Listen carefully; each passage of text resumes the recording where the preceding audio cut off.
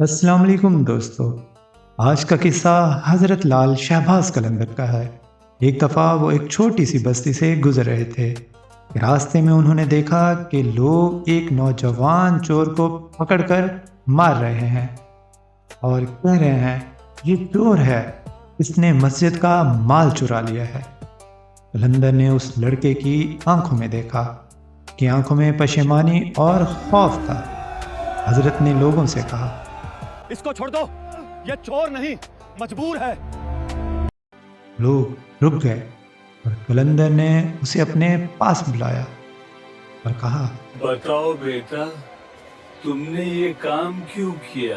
رو پڑا، بولا، قلندر سرکار، ماں بیمار ہے، گھر میں روتی نہیں تھی۔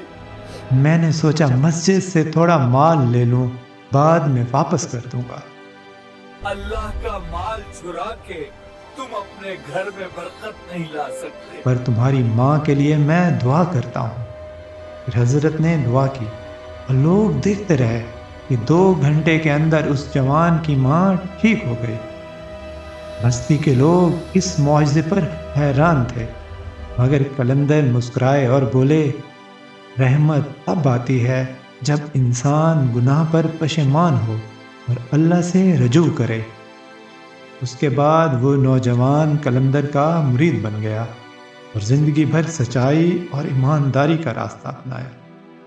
دوستو، جس کا دل پاک ہو اللہ اسے قلندر کا سایہ دے دیتا ہے۔ اسی لیے کہتے ہیں، لال میری پت رکھیو بھلا جھولے لالن، سندڑی دا سے وندہ سخی شہباز قلندر۔